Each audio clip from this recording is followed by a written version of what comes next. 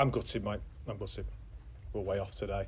They were wounded from last week and they were absolutely white hot, and we were way off the pace after a week off. You knew they'd come out and have a reaction, and they certainly did, didn't they? They did, because it was like last week, really. Like today, the game was done after 20 minutes. The game wasn't done after 20 last week, but they'd have been disappointed to be where they were in the game last week, and it was, and they took it out on us today. Do you continue to take positives from the performance of your players, though? Well, our left edge was good. They caused their right edge a bit of trouble. Scored some nice tries through Ollie Leyland and Jared down that edge. Thought it was pretty good. So they were the main positives, I'd say. Because Ollie Leyland seemed to lead the team all around the park, and he seems to be doing it every single week for you.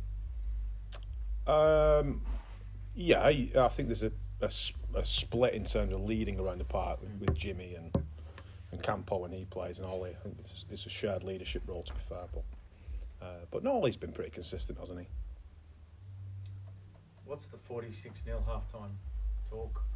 What do you say in that situation? Just, I got it wrong this week. Not the players, I got it wrong. The way I prepare the team is on me. Told them that, and I said, we're in it together. We played Hull KR last time away, and really disappointed with what was happening on the field. But this time, I'd not got them to start line in the best shape possible. Through the time off, through missing a week, got that wrong, and I could see that. So it's important we're open and we take accountability for that, and that we respond in the second half together. Do you wish that they didn't have the time off? Or they had too much time off? No, just got it wrong.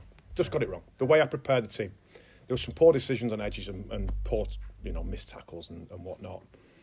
But I could just see that they didn't have it in them today. And the way they get to the start line is on me, not on them. That's fine. Okay.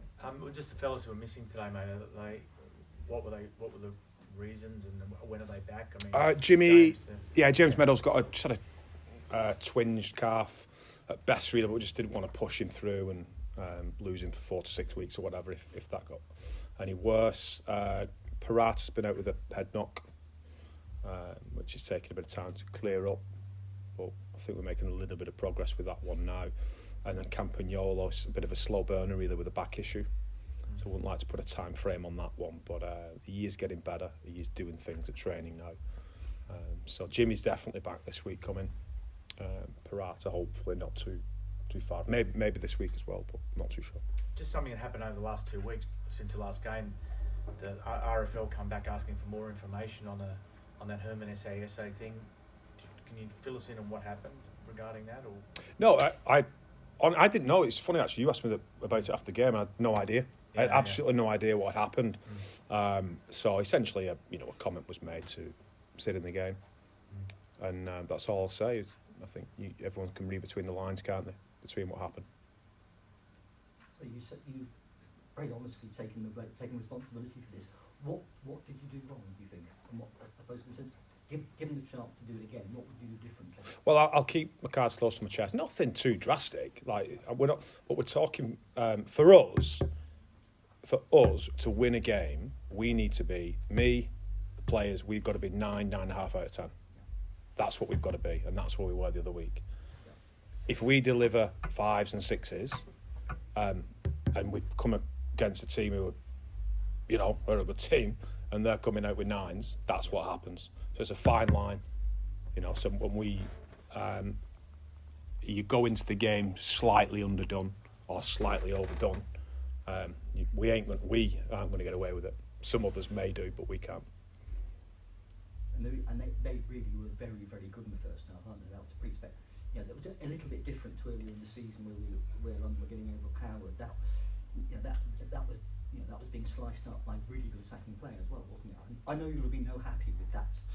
It did feel a bit different, didn't it? Oh, credit where it's due. They were brilliant, weren't they? They were really good, really, really good. But it started with our physical contributions in and around the ruck and our effort underneath the ball.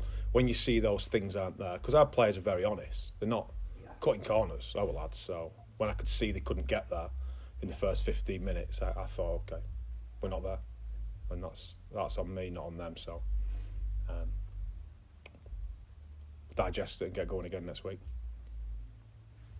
Thanks for your help, mate. Awesome. Cheers, guys. Cheers.